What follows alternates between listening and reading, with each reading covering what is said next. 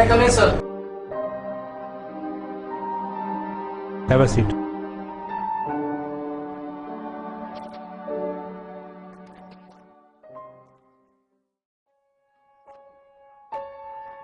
Science. Science, science, science.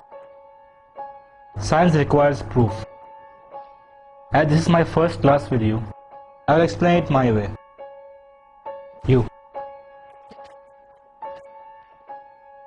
You are a Muslim, right? Yes, sir. So you believe in God? Absolutely, sir. Is God good? Of course, sir. Is God all-powerful? Yes.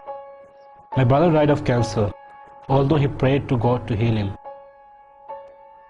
Most of us would attempt to help others who are ill, but God didn't. How is this God good then? You can't answer, can you? Let's start again, young fella. Is God good? Yes, sir. Is Satan good? No. Who created Satan? That's right. Tell me, son, is there evil in this world? Yes, Professor. Evil is everywhere, isn't it? Yes, sir. And God did make everything, correct? Is there sickness, immorality, hatred, ugliness? All these terrible things exist in this world, don't they? Yes, Professor. So who created them? Science says you have 5 senses you use to identify and observe the world around you. Tell me, son, have you ever seen God? No, Professor. Tell us if you have ever heard your God. No, Professor. Have you ever felt your God, tasted your God, smelt your God? Have you ever had any sensory perception of God for that matter? No, I'm afraid I haven't. Yet you still believe in Him. Yes, Professor. According to empirical, stable, demonstrable protocol, science says your God doesn't exist. What do you say to that, my son? Nothing. I only have my faith. Yes, faith. And that is the problem which science has. Professor, is there such a thing as heat? Yes. And is there such a thing as cold? What kind of question is this? We all know there is cold. No, sir, there isn't. You can have lots of heat, superheat, mega heat, white heat, little heat or no heat, but we don't have anything as cold. We can hit 458 degrees below zero, which is no heat, but we can't go any further after that. There is no such thing as cold. Cold is only a word we use to describe the absence of heat. We cannot measure cold. Heat is energy.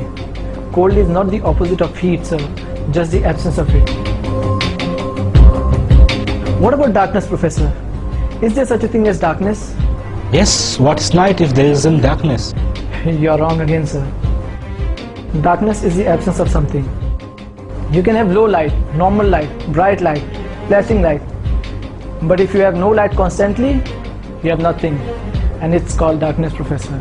In reality, there is no such thing as darkness. If it is, you would be able to make darkness more darker, wouldn't you?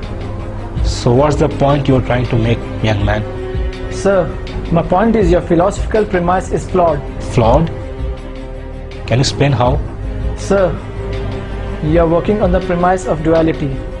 You argue that there is life and then there is death, a good God and a bad God.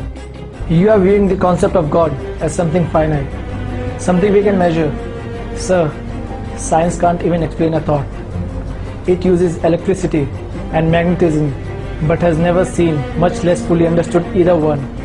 You view death as the opposite of life, is to be ignorant of the fact that death cannot exist as a substantive thing.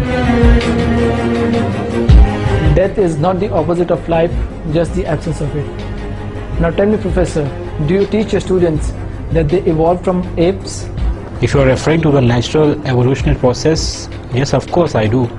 Have you ever observed evolution with your own eyes, Professor? Since no one has ever observed the process of evolution at work and cannot even prove that this process is an ongoing endeavor, are you not teaching your opinion, sir? Are you not a scientist but a preacher, Professor? Is there anyone in the class who has ever seen Professor's brain? No one appears to have done so. So according to the established rules of empirical, stable, demonstrable protocol, science says that you have no brain, sir. With all due respect, sir, how do we then trust your lectures, Professor? I guess you will have to take them on faith, son. That is it, Professor. The link between man and God is faith. Professor, it is not necessary to see something to believe in it. Sir, have you seen your 10th grandfather? No?